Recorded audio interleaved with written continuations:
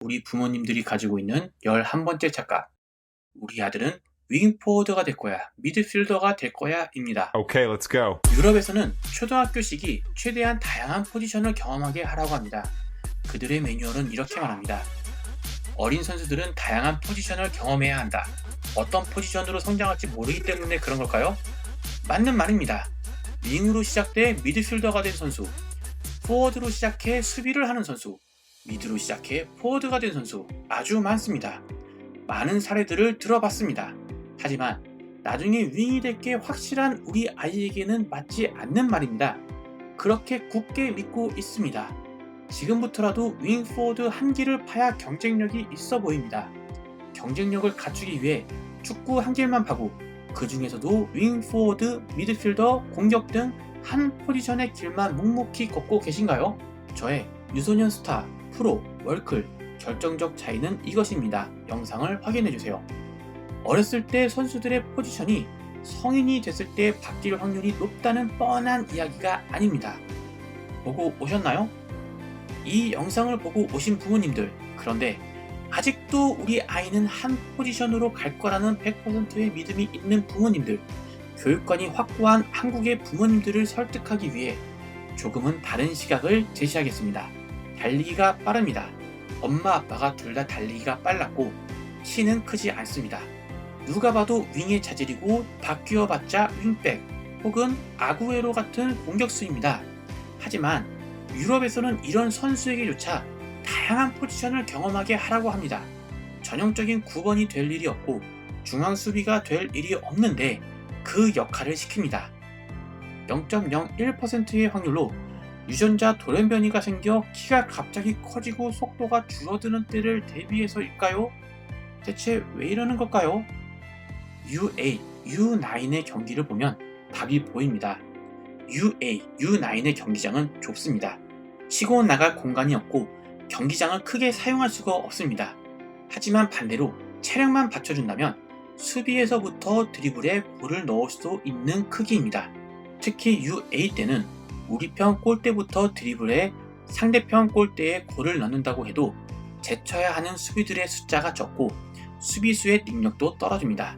그래서 이때 수비부터 드리블하거나 빌드업에 골을 넣는 모습이 사실 프로에서는 내려앉은 수비를 상대로 드리블해 들어가거나 빌드업에 골을 넣는 모습과 닮아 있습니다. 반면 미들에서의 압박은 어느 프로 경기와 비교해도 압박하는 선수들의 숫자와 강도가 매우 높습니다. 프로 선수들은 경험도 해보지 못할 압박 강도입니다.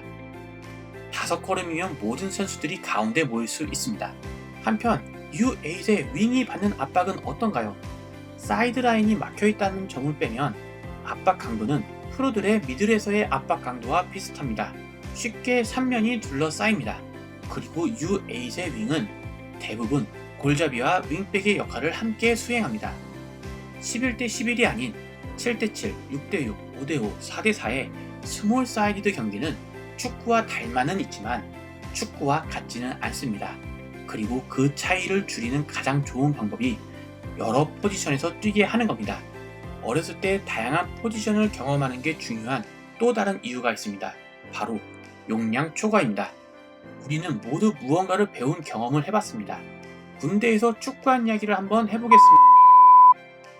어머님 시청자들을 위해 회사에서 일을 배우는 예를 들겠습니다. 회사에 신입사원으로 처음 들어가게 되면 배울 것들이 너무 많습니다.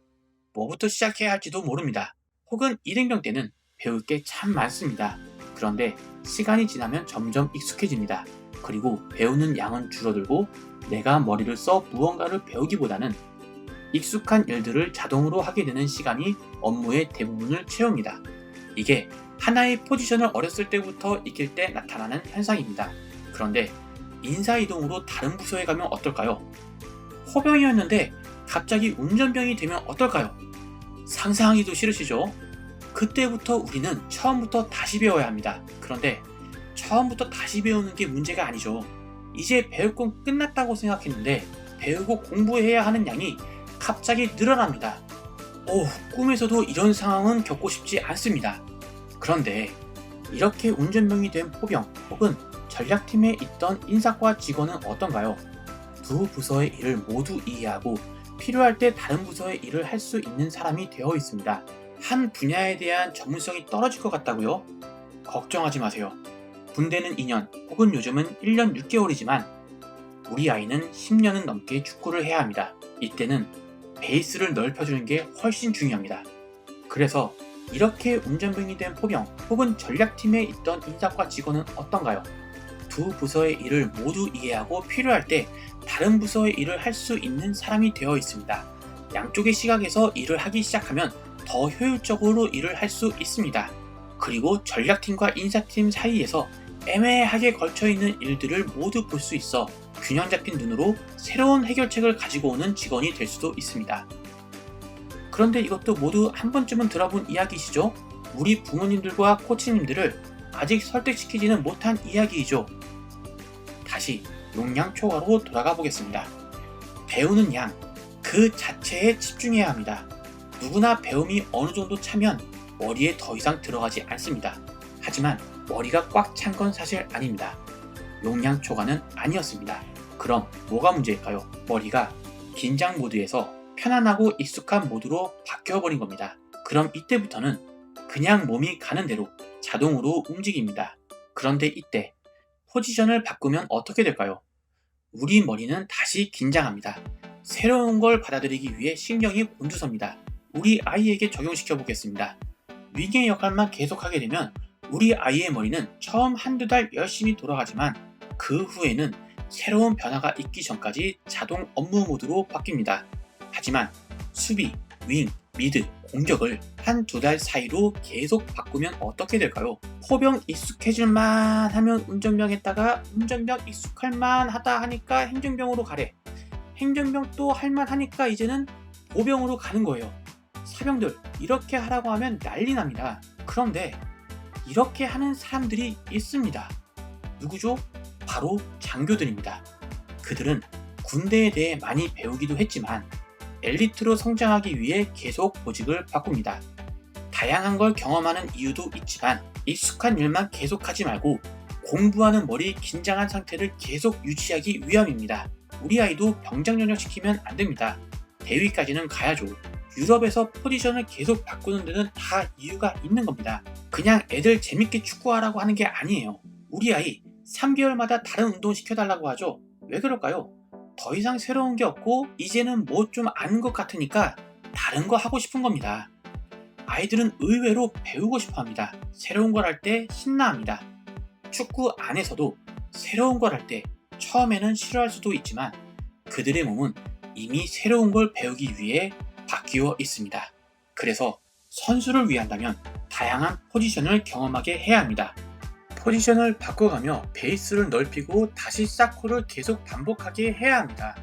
그래야 매달 실력이 늘지 한 포지션에만 있으면 한두 달만 바짝 늘고 그 이후로는 습관대로 자동 업무 모드로 돌아갑니다. 물론 한 포지션에서의 능력은 천천히 늘 겁니다. 하지만 우리 1, 2년 축구할 게 아니죠.